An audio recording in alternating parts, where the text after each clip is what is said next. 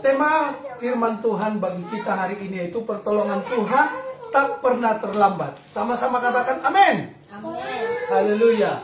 Setuju ya, pertolongan Tuhan tak pernah terlambat ya. Amin. Dan selalu tepat waktu. Amin. Haleluya. Karena itu saudara, bila mana ada doa saudara yang belum terjawab, bila mana ada doa saudara, tapi nggak ada doa yang tidak terjawab ya. Semua doa dijawab oleh Tuhan, meskipun ya kadang jawabannya ya, nah itu yang kita inginkan ya. Tapi kadang juga Tuhan menjawab enggak, karena nggak cocok dengan keinginan Tuhan. Tapi ada juga doa yang dijawabnya Tuhan begini, nanti dulu, atau tunggu, sabar ya gitu ya. Saudara-saudara, tapi apapun itu jawaban Tuhan itu paling baik bagi kita. Dan pertolongannya dalam hidup kita ini tidak pernah terlambat. Tapi tepat waktu. Sama-sama dengan saya katakan tepat waktu. Tepat waktu. Amin. Puji Tuhan ya. Tidak pernah terlambat. Saudara-saudara, ada tiga, sebenarnya banyak contoh di Alkitab, tapi ada tiga hal yang secara singkat saya paparkan kepada saudara, bahwa pertolongan Tuhan itu tidak pernah terlambat. Ada tiga kisah ya. Yang pertama saudara, kita baca dulu di Keluaran 14 ayat 10. Yaitu kisah daripada orang Israel, orang Ibrani, keturunan Yakub yang tinggal di Mesir waktu itu, keluar dari tanah Mesir menuju tanah perjanjian Kanaan. Dan karena keluar mereka dari sana, mereka dikejar-kejar oleh tentara Fir'aun. Oke, tentara Fir'aun. Ya, saudaraku, dan kisah ini sangat luar biasa, di mana pertolongan Tuhan dinyatakan. Haleluya. Dan tentu nanti sebagai penutup, kami akan cerita sedikit tentang pertolongan Tuhan juga yang nyata dalam hidup kami, dalam perjuangan kami, di tengah-tengah baby Karen yang waktu itu sakit, dan puji Tuhan sekarang dinyatakan dokter sembuh ya. Dan mari kita buka dulu, yaitu kejaran tentara Firaun. Itu sangat luar biasa ya. Waktu itu saudara, bahwa orang Israel sedang terjepit.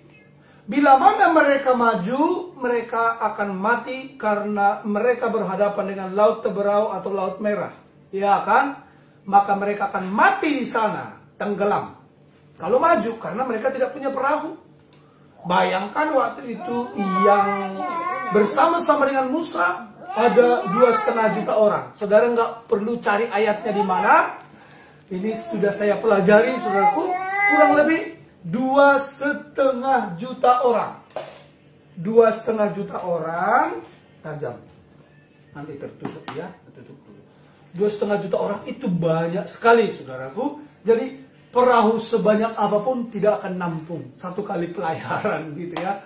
Saudara, kalau mereka mundur, nah kita baca dulu di Keluaran pada pasal yang ke-10, Keluaran pada pasal yang ke-14 ayat yang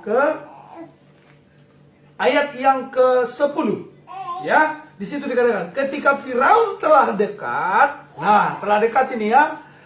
Telah dekat, orang Israel menoleh, maka tampaklah orang Mesir bergerak menyusul mereka. Jadi mereka disusul oleh tentara Firaun, saudaraku. Itu artinya mereka diambang kematian.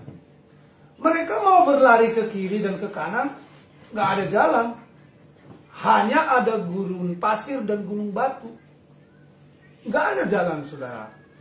Tetapi ketika itu Tuhan tidak terlambat menolong, ya. Tuhan tidak terlambat menolong mereka. Mujizatnya ada di ayat yang ke-21 dan ayat yang ke-22 dari kitab Keluaran.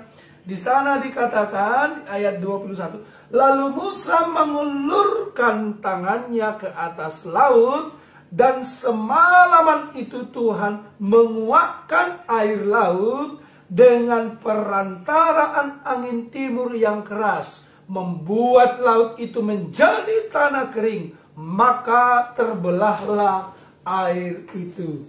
Suatu peristiwa yang sangat dahsyat di ayat 22. Demikianlah orang Israel berjalan di tengah-tengah laut di tempat kering, sedang kiri dan kanan mereka air itu sebagai tembok bagi mereka. Dahsyat sekali. Amin.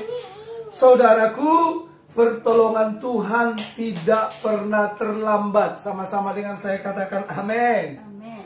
Haleluya. Yes, pertolongan Tuhan tidak pernah terlambat.